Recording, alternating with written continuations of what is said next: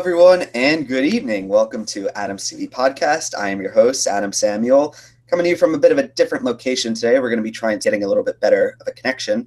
But today we are going to be talking about America's Got Talent. We are going to be talking about the final episode of Judge Cuts, which is either episode 10 or episode 11, based on which kind of way you're going about it, because America's Got Talent on their page lists it as episode 11. But I think, discounting one episode, we'll touch on it. But joining me today for this recap is Eric. How you doing, Eric? Doing good. Overall, I thought it was a decent episode, but honestly, I think it was probably the weakest one of all four Judge Cut episodes. Yeah, this was probably my least favorite of all the Judge Cuts episodes, which is saying a lot. Just to start, where do you kind of stand on the episode? What episode is this, Eric? Can you bring some closure to us? Okay. Well, if you count the clip show, which I personally don't, this is episode 10. I mean, this is episode 11, if you count the clip show. If you don't count it, it's episode 10. I call it episode 10. It's a lot like ABC calling American Idol season 16 season 1, except even dumber. Yeah, it's I think it was actually a little less dumb. I believe, if I'm correct, it's episode 7 that was the one that is the clip show. So it goes, I think I've been making some edits to our page, of the YouTube videos that we've made, going back and re-editing the titles, because just to kind of more fit in line with it, because but that's all water under the bridge. Let's kind of get into this episode a little bit. So first, just some pre questions before we kind of get into the acts. We have our guest host, who I think we got to get into a little bit this time. It's Chris Hardwick. He is here amid scandal, although I guess the scandal's kind of come to a bit of a close. But he is our guest judge. He uses his golden buzzer. I'm just going to say the headline. He uses it on our young rapper. Her name is Flau'jae. She's actually currently trending on YouTube. But Eric, what did you think about Chris Hardwick, his role as a judge, and who he picked his golden buzzer for? Okay, so I'm going to ignore the controversy right now because I don't want to get into it, honestly, because I just don't know what to think. I don't know. I mean, the thing is, she said she has evidence, and I'd like to see it if she does, because, but I'm not going to go into that, honestly. But I will say that based on considering they taped this before it got all broke, and considering how good a job they did last year as a guest judge, it's not a surprise in hell they brought him back. Not a surprise, at least. Yeah. For the controversy, it's a he said, she said situation. Exactly. There's it's no point really arguing. We'll never know the answer, probably. So I'm just gonna say, for his golden buzzer, I mean, I don't know if it was the best choice. There may be a few other people. Here's the thing, though. This episode was so weak overall that, honestly, she even though I can't stand rap as a genre, I can only think of, 2, maybe 3 other acts I'd rather give it to, honestly. Yeah, let's... This was a rough set. This was a rough set, and I feel like I've been saying that every week. But for me to really say this is the roughest set, no, and I haven't been saying it every week. So for me to say it, that's what means something. Yeah, the one reason that I feel like this episode kind of floundered a little bit for me was that there were a lot of auditions. Well, this is the end of the judges' cut, so we know the acts that are going forward. But there was my golden buzzer act, the one for our podcast, the act that I used my golden buzzer on during the auditions. They're gone. What happened to them? They're gone. Her, well, it wasn't her. It was the group. They were from pictures, and Annalise Knock, another one who I was kind of interested in seeing. Maybe if she was I wasn't interested in seeing her again. But both of these were pretty heavily. From pictures, yes, I agree. They I wanted to see them again. And no, we got more of other nonsense acts, but some of them are good. But I literally wrote in my blog post for this episode, which will be uploaded after the show. Shuttle plug. I wrote the good, the bad, the yumbo dumb. Oh God, we're gonna talk about all of these acts. But one final thing I just want to touch on is next week. It took us long enough. Live shows. We are finally at the live shows. It took 10 episodes plus one. Yay, no more editing. I am so excited for this for this next episode. Finally, we're at the rounds where it might get a little interesting. For now, right, Eric? Pretty much. Let's get into it. Our first act of the night is Brian King Joseph. He is in a category of his own, I believe. He is a solo instrumentalist. That's the correct term, right? Solo, yeah. Yes. So he is a violinist. He comes on stage. He does his song. I remember his story from his auditions. He has some condition with his fingers that make them he won't be able to play in a couple of years. That makes them numb. And I remember, I think we touched on him a little bit in the auditions that it kind of makes it a little painful for him to play his instrument, which makes it a little bit hard for me to watch the guy play knowing that he's like in pain doing it. But what did you think about him? Honestly, I thought if he wasn't first and he was midway through the lineup, he was my prediction for Golden Buzzer. Yeah, honestly. of all the auditions shown in this episode, Brian King Joseph's my personal favorite. I like him. It still is like a little bit like, but you're I wish he hadn't told us that he's in pain. Like if he had just like forgotten the backstory, like just play. We can't forget. Like Simon, but his sob story, but his story. Brian's sob story. Like, but he was a favorite of mine. Like he's one of the few contestants that I'm still a little bit rooting for, which is a rarity this season. I'll say, I thought he was going to hit the Golden Buzzer, but since he was up first, he wasn't going to. He got a sob story. He got talent. He's got charisma. I think he'll at least make it to the second round of live shows. That's the thing. I like Brian King Joseph. I don't. You know, when Lindsay Sterling was on the show, like she had a very successful run post her appearances. And while she was on the show, it didn't go very well. And I feel like, but I think Simon's learned from her success. I would hope. There was one violinist that I remember. You might need to fill in the blanks for me because I don't know her name. She was on Britain's Got Talent. Well, I remember her name being like a vegetable that you put in the salad. That was how I would remember her name. But like maybe if she like Brian can go kind of that like a little bit edgy, kind of like really emotional things. Like my advice to Brian is don't go for fun, go for powerful. Sure. Does that make sense? Sure. I'm sure there's some song about like hurting, doing something you love. There's got to be like a bajillion like emotional songs like that. Tons of songs like that. Yeah, so that's my advice. Here's the question, Eric. Would you advise for when you go on America's Got Talent, the producers I feel always want the big production. They want you to go all out and have all these things happening. Do you think he should go for the big production or go for a more subtler approach? I always prefer a subtler approach, but I think he's going to get stuck with a big production whether he wants it or not. I unfortunately can a little bit see him getting bust. Like I can see it a little bit too. I think at best he makes it through round one of live shows. Yeah, I see. I just have this image of like them giving him one of the very like hard Lindsay Sterling songs because that's like the clear comparison they're gonna do. Put him first, and it's like an up tempo like feel good song, and it just like it's a good song to listen to, but it's not a performing song to get votes. You know what I mean? A little bit. Sorta. All right, so out of 10, what do you think of Brian King Joseph's performance? I'd give it an 8. I'm going to go a 7.5, and he's my favorite of the night. Oh, wonderful! So this is going to be fun. Keep going. All right, let's move on to the act that feels so good. It is Yumbo Dump. I don't even know what to really even explain their act as. Can you help me out here, Eric? It's probably. I'm trying to figure out like the way to put it. If you were really racist and you wanted to come up with a perfect stereotype of obnoxious Asian people, and if you were really racist and you hated Asian people for no reason for some reason, this was what you would come up with.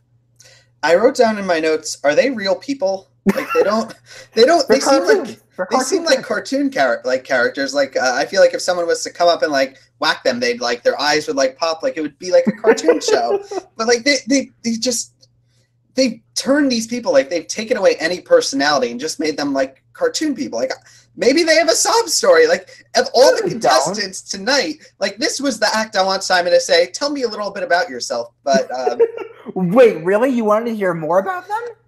you know what? For my notes, I just wrote down 2 words, and they are I'm uncomfortable. And that basically sums up my opinion of it. And I wrote also, I hate every second of this, and I'm cringing a little bit. and then it just keeps going with like periods. Like, please, dear God, why hasn't someone buzzed them? And they got through. Yeah. So here's my thing. It was obviously unbelievably stupid. I didn't find it funny. I don't know how people could find it funny. But here's where I'm gonna pick a nit. How the hell did they make it through when Human Fountains and Leos didn't? Well, about that, we'll touch on that a little bit later on in the show, because I'm hearing some things about one of those people you just listed. But what? Which one? We'll save it for the later, the spoiler section. We don't want to give anything away. This, when I saw their audition, like, especially, I believe they got a standing ovation. Did they, Eric? I hope not. Because they do this every season. There's always like the one totally fodder act, Mirror Image, those 2 dancing kids. There's always this is nothing new to America's Got Talent audience. I was watching this, I was like, oh, they're totally going through. Probably over, I was even expecting them to go over Brian King Joseph. Wow, you're a real cynic today. I am a real cynic. Other notes I just have are like, it's childish and not in a funny way. Like, these are the moments where, like, where Mel B sometimes would say, like, I love to laugh and I wasn't laughing. Like, that's based. I don't even know what we have here. Mel B about that. I just don't know what we have here. Like, what? They don't seem like real people. They're like, they're so like, they're like cartoon characters. Straight out of a racist cartoon from 50 years ago. And I feel like no one's upset about this, but like, for people who love getting riled up on social media, like, this should be like a prime target, like, that they're doing this to these people, right? I don't know. I just don't. The one thing of solace I can take in it is that I kind of think they're in on the joke.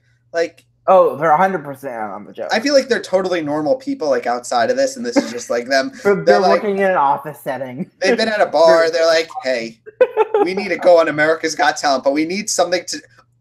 I have an idea. I got this.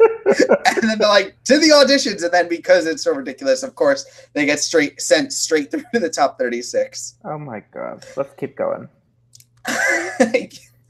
I'm laughing more talking about them than actually watching them. Which yes, is exactly. ridiculous. That's the thing.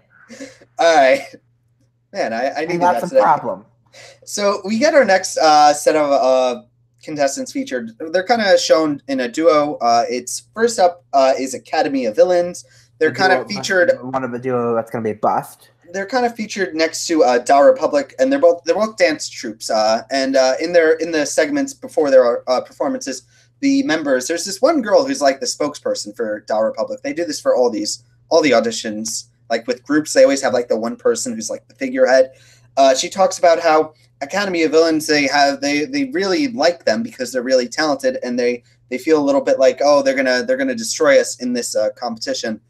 But before we even get to their audition, Academy of Villains, they are someone I am pretty familiar with because they were in one of the first episodes of America's Got Talent I ever watched.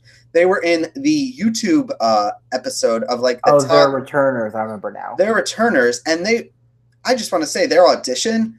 They did it to Bohemian Rhapsody, and they used their hands to make like faces of like the talking. Like it's a phenomenal performance. Like it was like the best act of the night during that episode. They got cut in that like brutal like slaughter that they did where it was top 24 to top 6.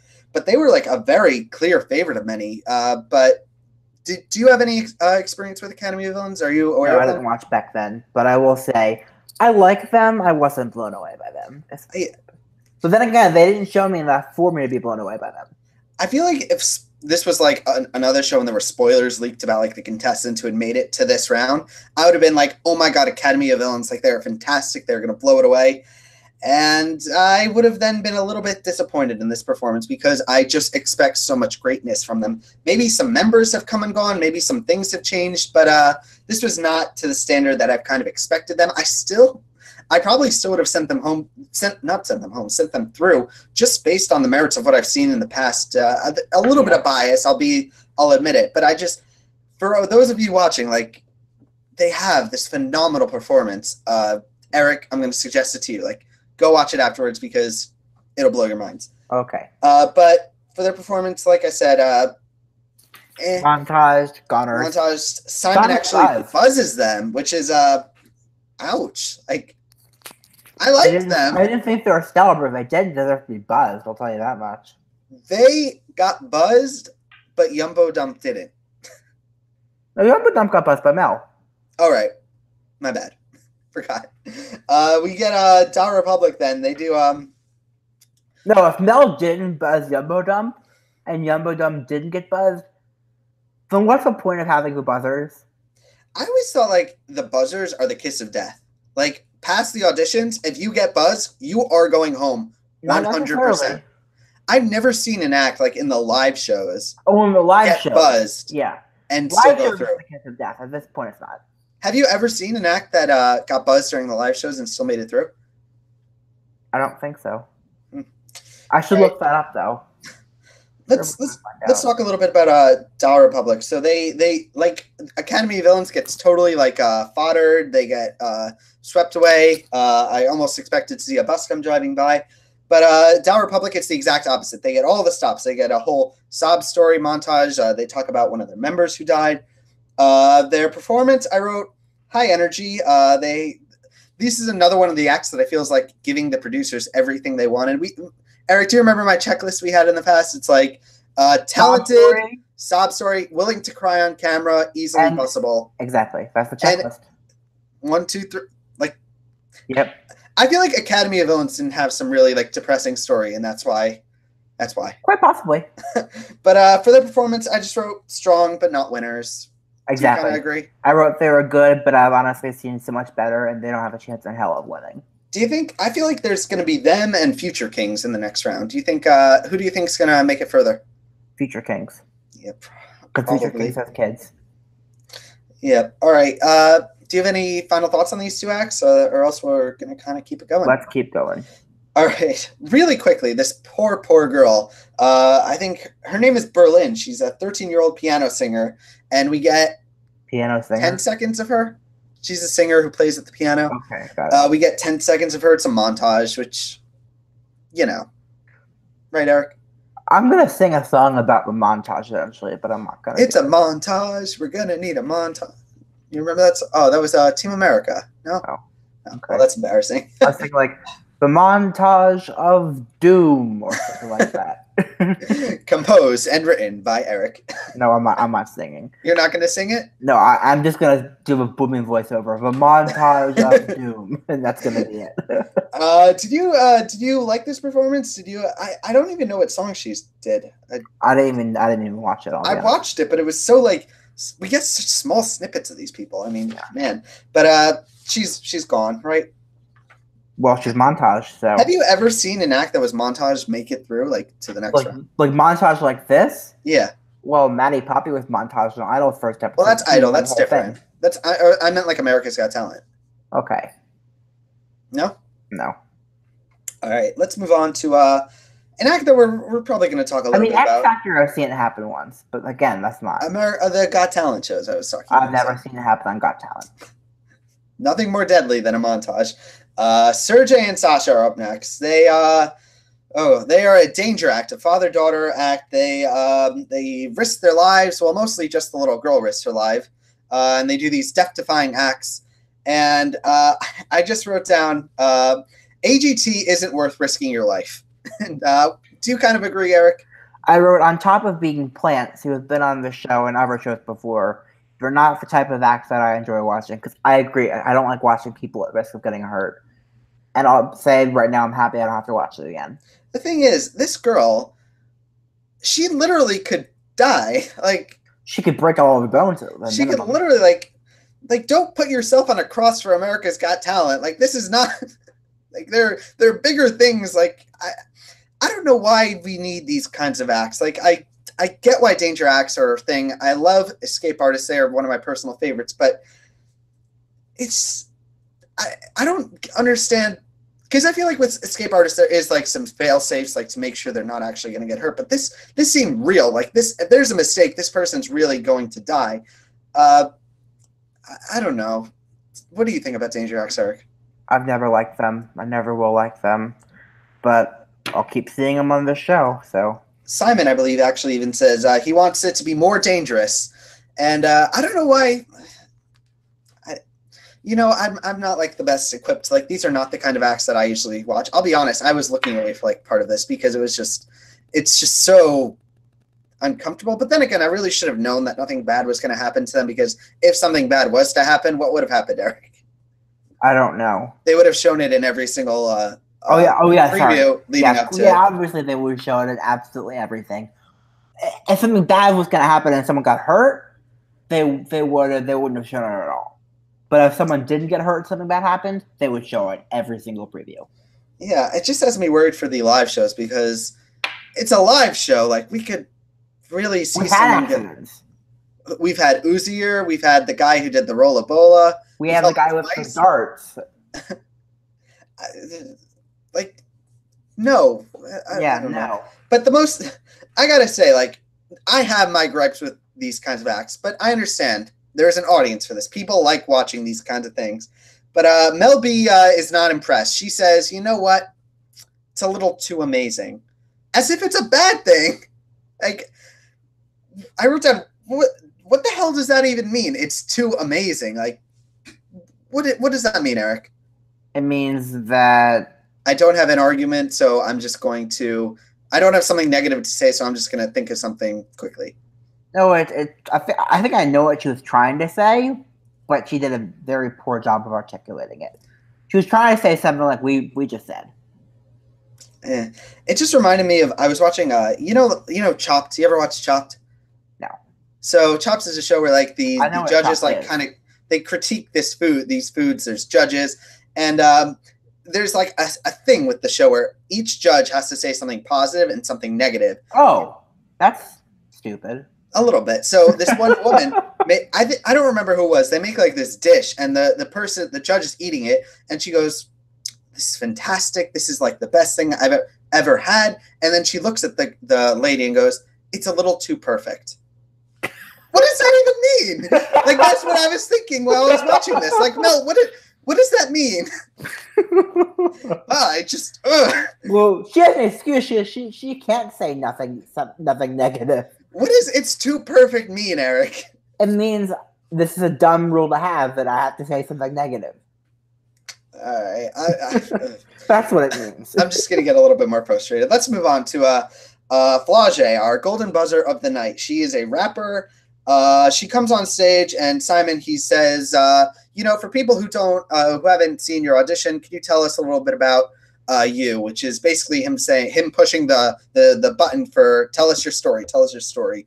And she does tell her story, and it's sad, and it's a terrible thing for something to happen to a young woman and her family. But I don't think that should be the determining factor on whether or not she advances. Do you kind of agree, Eric? I don't think it was. You think she did a good performance? I didn't think it was stellar, but I don't like rap, so I'm not a good judge. Honestly. Yeah, I can listen to just about every kind of music except for techno and rap, and it's just not my area of like knowledge of music. So that's the problem. I don't really have much of an opinion. I mean, it was a good rap. I mean, this is me just speaking more from a place of ignorance of not like listening to that much rap music, except for like I know one Mac Miller song, but that's the extent of my knowledge. The one thing that I did notice, which I don't know if you noticed, was the mom looked like a totally different person. Did you notice that from the audition? Like we see her on the audition, and then here she looks like a totally different person. And I didn't go back and look at that because I didn't notice that. Yep. Otherwise, yeah, she gets a golden buzzer. Good for her, I guess. Sure. I do think she has a ton of potential, and she's got presence, and she's relatively likable. So I actually do understand that why she got the Golden Brother, even if I really prefer to go somewhere else. Do you think she makes top 10 or 12? I don't know what it is. Top 12. What? Do you think she makes top 10? Oh. The final. I couldn't hear what you said, so I assume you're saying is she 12 or 13? No. Oh, no. Do you think she makes top 10? I think she has a shot. I don't know how this goes because this all depends how the producers want I don't know who the producers their golden child is of the season, and that's good. I have I'm of the opinion it's probably either Courtney or Noah. So if they believe that Flau'jae might be a risk, they're going to say, hey, we're going to give you an up-tempo song and you're going to start dancing. How you feeling about that? And you're going to go first. No, you don't see it? Okay, not really. All right, so let's kind of move on to we get this segment that was one of my favorites of the episode, which is not many of these moments. It was Elijah Holt and Tyler. He's got a little stuffed zebra, blow-up zebra. And you know what? Here's what I wrote. This is the definition of variety, but I have no need to see it again. Yeah, in his audition, he does this trampoline kind of act. And the thing popped. And in the audition, the thing popped, which is I just have to have the question. I can't do anything of what this guy can do, but if I could, wouldn't you have spares? Just in case, because you never know. Good point. Maybe the zebra doesn't work. Good point. Maybe the zebra doesn't work, but maybe we have a lion. Maybe we have a bear, something else we could use. Maybe we have an elephant. A horse, or just really a little bit of the blame during the audition kind of has to be on him, right? Yeah. Now that I think about it, yeah, you should have backups. Imagine it's That's a good point. That's a very good point.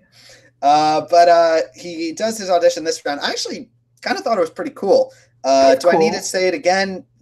Not really. But I at this point I wrote down we're up to the 8th contestant of the night. We've already passed the hour mark, I think, at this point, and only 2 acts have been montaged. Well, you only know the results of 2 contestants. I don't know. It was just better than I was expecting, but I don't think it was still going to be enough to advance. It wasn't.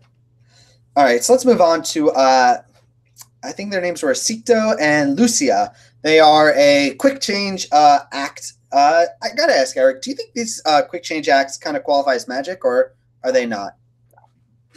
Because they're one trick over and over and over again, and everyone knows how the trick is done.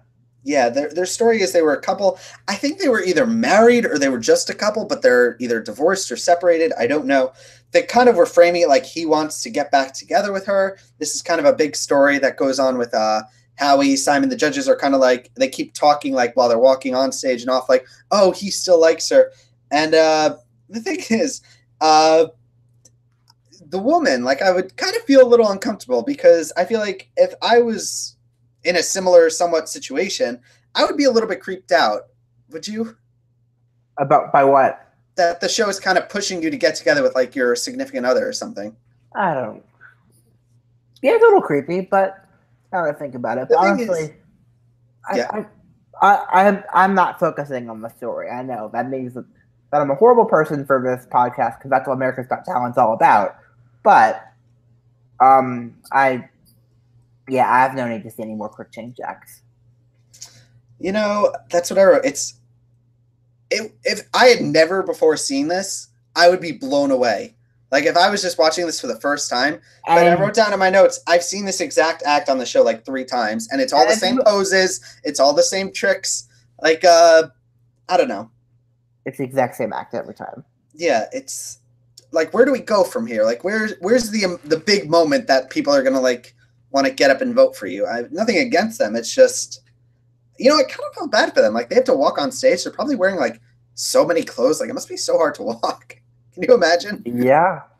How does it even work? You have tags on your leg or your arm or somewhere, and it all just falls away really quickly. I don't know exactly how it works, but you literally tear everything off one layer at a time.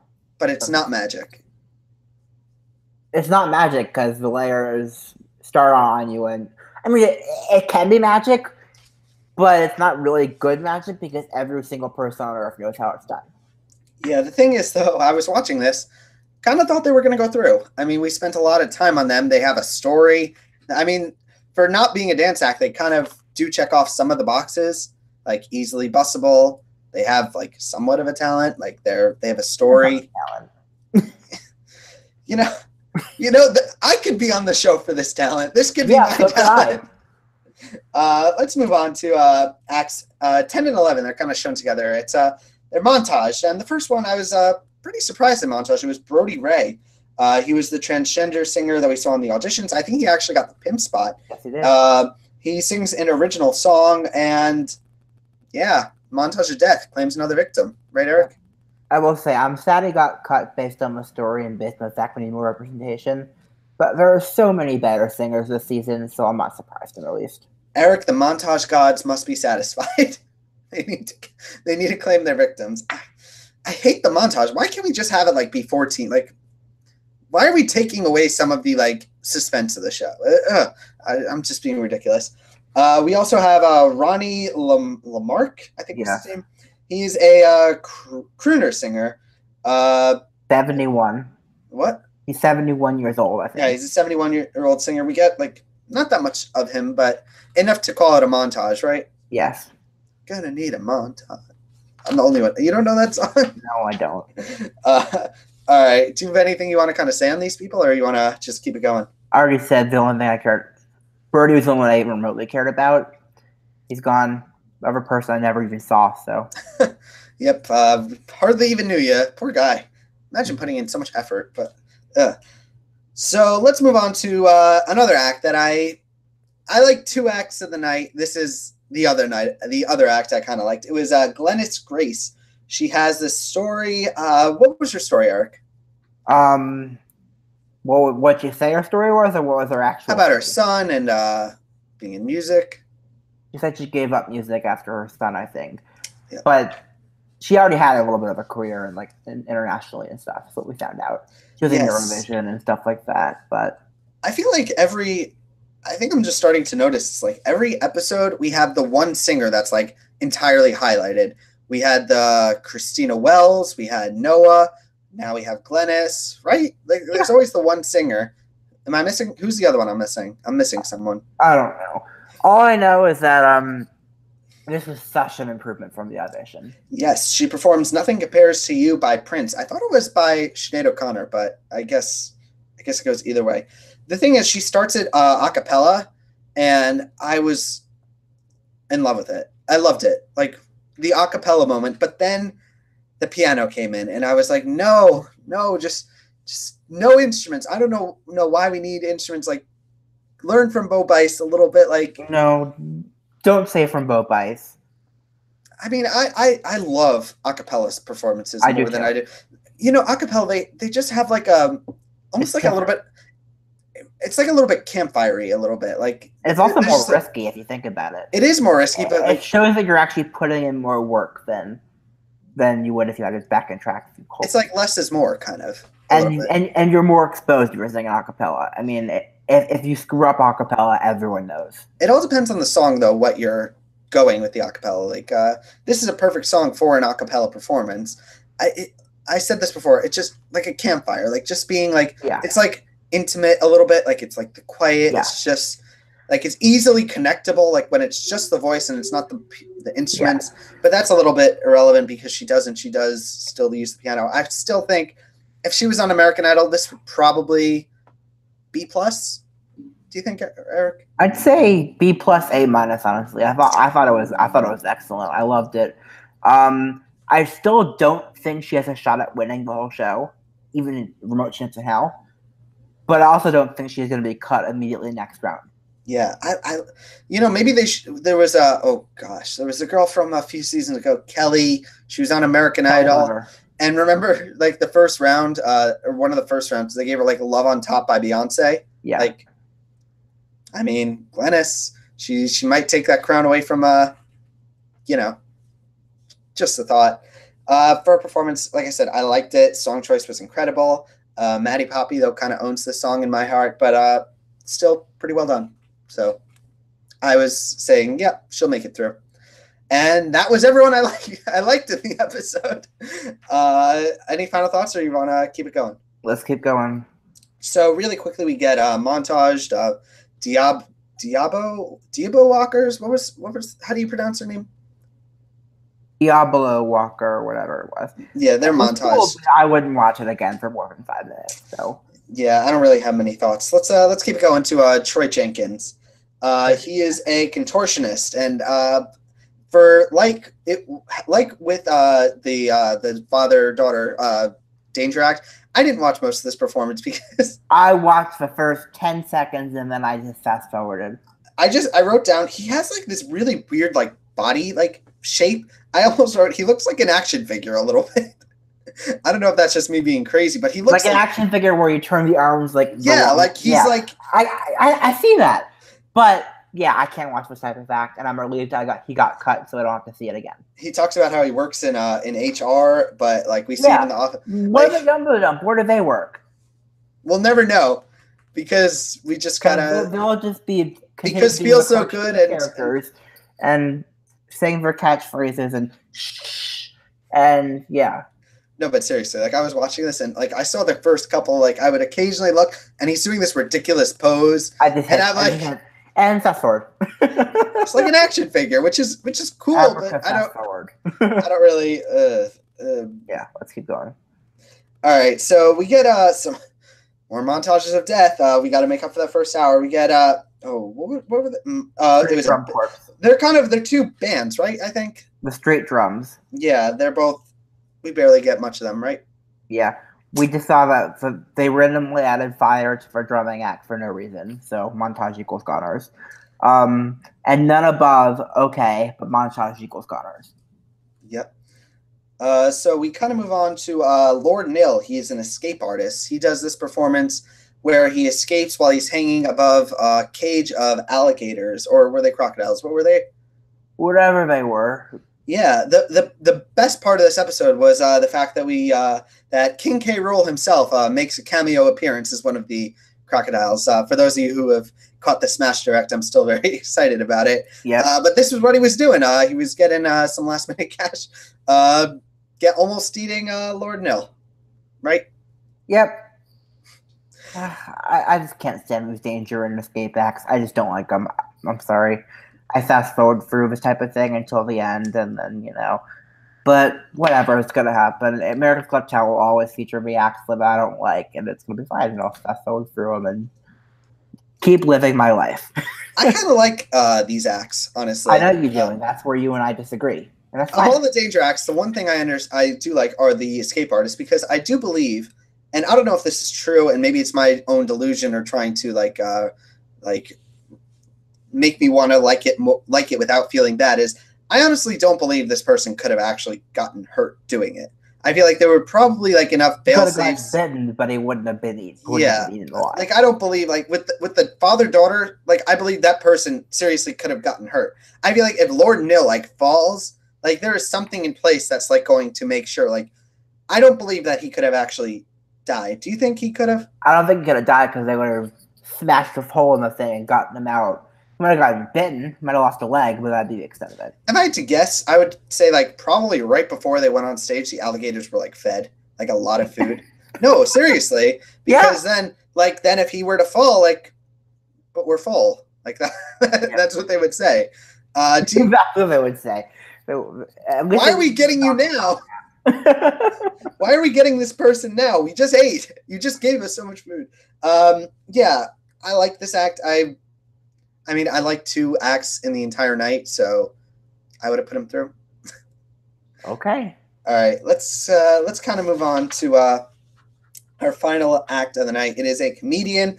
I believe he says he has Tourette's. He talks about how he has a wife and a daughter. Was it a wife or a girlfriend and daughter? I think it was I don't know. I didn't watch the story. I just watched his comedy set. And honestly, here's what I'll say. I don't like any of the stand-up comedians this year, but having said that, of the ones who made it through, he's my favorite. I think my favorite joke that he says was Simon goes up to him and he says something. Oh, what did he say? He said, you have, and he says, swagger. And yeah, I like that. Oh, my God. Yes. What did you think about his performance? I thought he was pretty funny. I didn't think he was laugh out loud hilarious. I don't think he's got a shot at making a top 10. But by default, he's my favorite stand-up comedian this season. A season that's been very bad for stand-up comedians. Does Leo's count as a stand-up comedian? Kind of. Leo does not count as a stand-up comedian. Leo is a comedian, but he's not a stand-up comedian. I'm just thinking, I don't know why, but I keep thinking, yeah, we lost some really good comedians. Like, we lost Oliver, we lost the Human Fountains, like comedy acts, not just comedians. Samuel, I didn't laugh that much. Like, maybe like, or like one of those. Like 3 times a little bit. It wasn't a lot, but you know. Yeah, it was just a little bit. Yeah. I'm annoyed because I've seen a lot of great acts on these shows. Lots of good comedians before. But the past couple seasons it's been rough. So yeah. But that kind of concludes the performances of the night. And before we get to some spoilers and some final things, I just want to ask, Eric, if you had managed to infiltrate America's Got Talent headquarters, you have assumed Simon Cowell's identity. Who are the 7 acts, including Golden Buzzers, going through? Well, I just deleted the names of all of them. So let me put them back. Let's see. The only ones I would honestly switch. Before we get to spoilers, without looking at the results. Well, I already know the results. So, so then while you do that, I'll just say the people who make it through in addition to Flau'jae are Dara Public, Brian King Joseph, Lord Nil, Glennis, Yumbo Dump, and Samuel Comro. Okay. And, there you go. The only ones I would genuinely immediately switch, Yumbo Dump, and I would get rid of Yumbo Dump, and I don't know who I'd put in their place, so. I'd probably put either Academy of Villains or, yeah, probably them. You would have put in Academy of Villains? Probably. Honestly, I don't really like any of the other acts. And you said they had potential, so. Yeah. So we have, for me, I'm going to say my top 7 is the Golden Buzzers either going to Glennis or Brian King Joseph. So those are 2 people going through. After that, Academy of Villains, that's up to 3. Maybe Berlin. I don't know. We didn't see her. Like, maybe she was better. I don't know. So maybe she's my 4th. Flau'jae 5. Brody Ray 6. Lord Nilland, Samuel J. Comro. And there you go. Okay. All right. So that's basically our episode. Are there any final things you kind of want to touch on, Eric? Oh, I'm just excited for live shows to start. All right. Now, here's the question. Of the Golden Buzzers given during the judges' cuts, who's going the furthest? We had, let's just go over. There was Flau'jae, the 2 choirs, the kids' choir, and the adults' choir. And the top dancers. Oh, Flau'jae is definitely going the furthest of the Golden Buzzers from judge cuts. I don't think so. I think it's going to be the kids' choir, honestly. Really? Yeah. Huh, okay. I feel like Flau'jae could be bust. I highly doubt that. I think Flau'jae is getting at least to the second round. All the other Golden Buzzers are getting cut in the first round, honestly. I don't think we've ever seen a Golden Buzzer from the judge cuts ever make it to the finale and win. We have. To the finale and win. We have Paul Zerden. Well. Huh. My bad. I totally forgot about him. Yes, you are correct. Paul Zerden was one of my favorite acts. Well, that just made that entire question irrelevant. All right, so of the 4 acts that made it for the Golden Buzzers, will any of them make it further than any of the judges' Golden Buzzers? No. Do you think anyone has a chance? I mean, I'll make it further than any of the judges' Golden Buzzers? Any of them? Yeah, definitely. Because I think Mel's and Heidi's Golden Buzzers might not last that long. No, Simon's is definitely gone. I don't even remember all of them. There was Simon's is probably gone. Was one of them Diavolo? Was that? No. No. Who's Diavolo? That was actually no. Zucario or something. Zucaro. I think they're related to Lucario from Pokemon. I'm very bad at these names. Okay. I remember Amanda Mena. There was Courtney. There was, I think her name was Michaela. Yeah. And then there's Simon's Golden Buzzer, who's definitely not going to make it very far. All right. Well, any final things you want to touch on, or are we going to head to the close? I honestly, here's my thing. I'm not sure Golden Buzzers are going to win this season. Heresy. Heresy. Heretic. I honestly don't think so. I mean, Eric. the only Golden Buzzer act that I can see at this point winning out of all of them, the only two actually that I can even remotely see winning are Courtney and Zercaro. Eric, what you're saying is you're going to break America's Got Talent tradition since the Golden Buzzer has been started in the current form it is. I couldn't hear half of that because you glitched a bit. But if what you're saying is true, that would mean that you are breaking a couple of year long tradition of the Golden Buzzers always winning.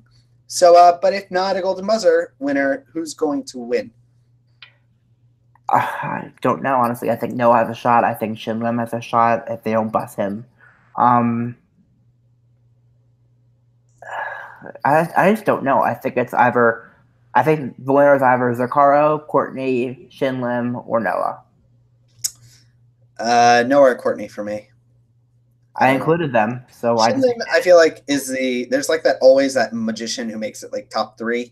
Like that's Shin Lim. He kind of fits right there. Like the O's Perlman, okay. God, I'd be happy if Shin Lim makes top 3, as long as he doesn't get cut before then. Wasn't there like a married duo who believed they were psychic? But yeah, the clairvoyants were runner-ups to Grace. There's John Dorenbos. There was who else am I thinking of? Who was the top 3 last year? Light Balance, Angelica, Darcy. Well, it doesn't work there, I guess. Who was Light Balance? I don't even remember a lot of Light Balance were awesome. They probably weren't. I don't know. Anyway, I guess that's our show. To everyone watching, thank you so much. My name is Adam Samuel. You could find me on Twitter at AdamSoapbox. You can find my 2 websites, adamsoapbox.com, adamstvblog.com. Where can we find you, Eric? Eric_Ascher on Twitter. I'm on YouTube, Eric Ascher01.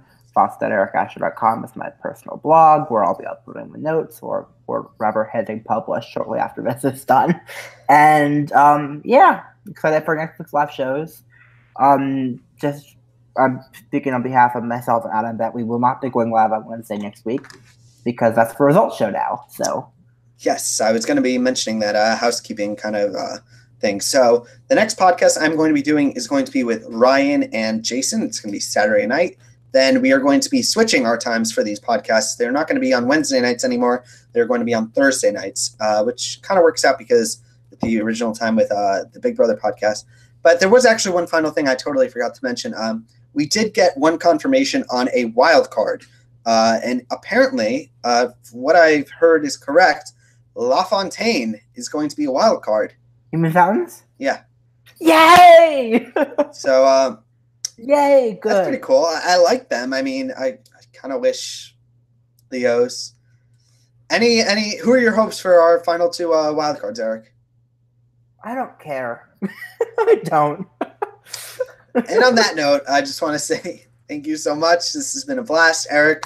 It was great talking to you today. Yeah, I can make more leak jokes when they come back on. Oh, I also have to make some cat puns, I think, next week or the week after. Okay. That's one thing to look forward to. So to everyone, thank you so much, and I'll see you on Saturday night. Peace.